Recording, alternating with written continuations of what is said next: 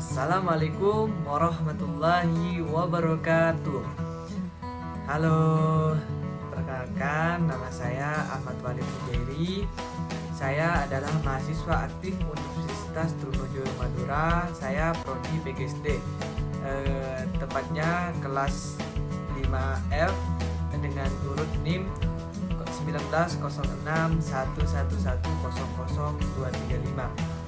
Di sini saya akan memberikan video pembelajaran tentang sistem pencernaan, di mana pada kali ini adalah tugas UAS pendidikan IPA SD yang diampu oleh dosen Ibu Ade Cynthia. Perlu kita ketahui teman-teman, makanan yang kita makan nanti masuk ke dalam mulut kita, apa sih yang akan terjadi nantinya?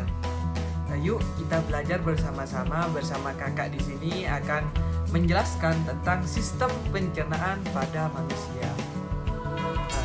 Sistem pencernaan adalah proses mencerna makanan yang kita makan yang bentuknya masih kasar agar menjadi bentuk yang lebih halus dan sederhana untuk diserap sari-sari makanannya. Selanjutnya di sini kakak akan menjelaskan tentang organ-organ pencernaan pada manusia. Yang pertama itu ada rongga mulut, yang kedua itu ada kerongkongan, yang ketiga itu ada lambung, yang keempat itu ada usus halus, dan yang kelima ada usus besar, dan yang keenam terakhir itu ada anus. Yuk kita ulangi lagi. Apa tadi nomor 1? Ya, rongga mulut.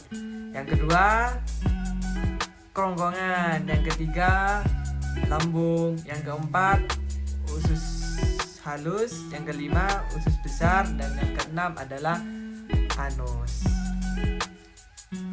Oke, pintar semuanya. Sekarang yuk kita pelajari satu persatu bagian organ pencernaan pada manusia. Kita mulai dari yang pertama, yaitu apa tadi? Tentang rongga mulut. Bagaimana sih makanan dicerna di rongga mulut?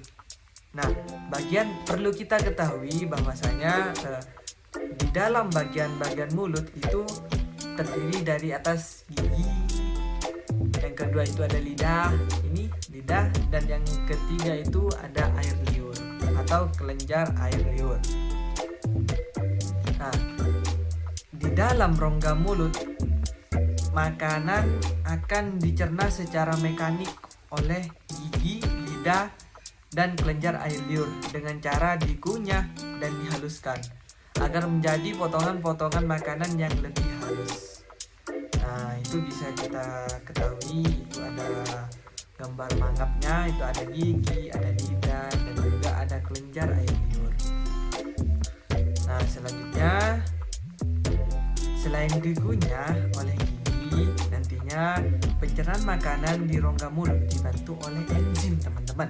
Nah, apa enzim itu? Nah, enzim di sana itu ada enzim amilase atau gliadin yang dihasilkan oleh kelenjar air liur. Apa sih fungsinya enzim tersebut? Nah, fungsi enzim tersebut yaitu mengubah amilum atau karbohidrat. Nah, karbohidrat itu sendiri biasanya dari nasi yang kita makan itu mengandung karbohidrat. Nah, menjadi maltosa atau monosakarida. Nah, jadi kandungan karbohidrat tersebut diubah menjadi monosakarida sehingga makanan yang kita makan akan terasa manis.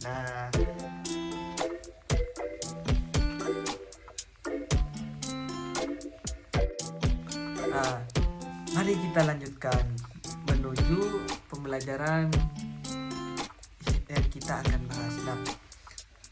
Nah, setelah makanan masuk ke mulut, teman-teman, kita sudah pelajari tadi di dalam mulut itu ada gigi, ada lidah, dan juga ada kelenjar. Nah, selanjutnya masuk kemana makanan tersebut? Nah, selanjutnya makanan tersebut itu akan masuk ke kerongkongan teman-teman. Di bagian sini, di sini namanya yaitu kerongkongan bagian dalam. Nah, di dalam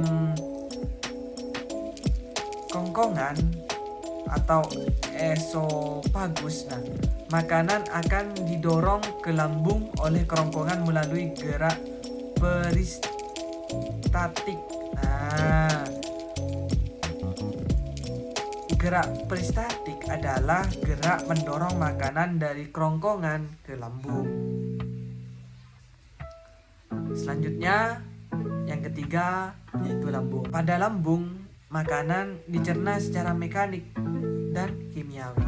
Nah, pencernaan makanan secara mekanik dilakukan oleh otot-otot lambung yang berkontraksi, di mana melakukan gerakan-gerakan meremas atau menggiling makanan sehingga menjadi bentuk-bentuk yang lunak seperti bubur pada makanan. Nah, yang kedua yaitu pencernaan secara kimiawi pada lambung dibantu oleh enzim. Enzim pencernaan yang dihasilkan oleh getah lambung. Ada asam klorida atau HCl. Nah, di sini berfungsi untuk membunuh bibit-bibit penyakit yang masuk bersama makanan. Nah, dan yang kedua yaitu ada enzim pepsin. Nah, di mana fungsinya yaitu mengubah protein menjadi pepton. Nah, yang ketiga itu ada enzim renin, di mana fungsinya yaitu mengumpulkan protein susu menjadi kasein dengan bantuan kalsium. Selanjutnya yang keempat itu ada usus halus. Dan kitanya makanan itu masuk ke dalam usus halus teman-teman. Nah, di dalam usus halus itu makanan dari lambung yang telah berbentuk bubur tadi gitu, kemudian masuk ke dalam usus halus untuk dicerna kembali dan diserap sari-sari makanannya. Di dalam usus halus itu terdiri dari usus 12 jari. Dalam usus halus sendiri itu terdapat enzim. Yang pertama yaitu enzim amilase, berfungsi mengubah amilum menjadi maltosa. Yang kedua itu ada enzim tripsin, mengubah pepton menjadi amino. Yang ketiga itu ada enzim lipase, di mana mengubah lemak menjadi asam lemak.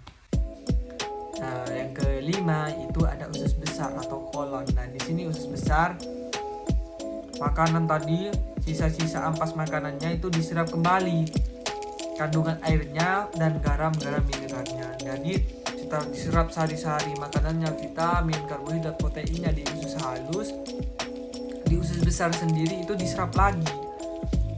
Nah, kemudian ampas makanan tersebut dibusukkan oleh bakteri pembusuk yang hidup di dalam usus besar, yaitu bakteri Escherichia coli.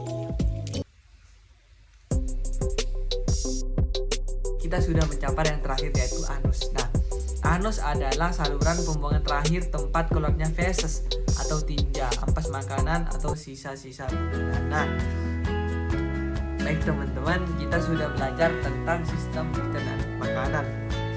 Tadi itu ada rongga mulut, yang kedua itu kerongkongan, yang keempat itu ada lambung, yang ketiga itu ada lambung, yang keempat itu ada usus halus, yang kelima itu ada usus besar, dan yang keenam itu ada anus. Nah, itu saja yang dapat saya sampaikan. Kurang lebihnya mohon maaf. Wassalamualaikum warahmatullahi wabarakatuh.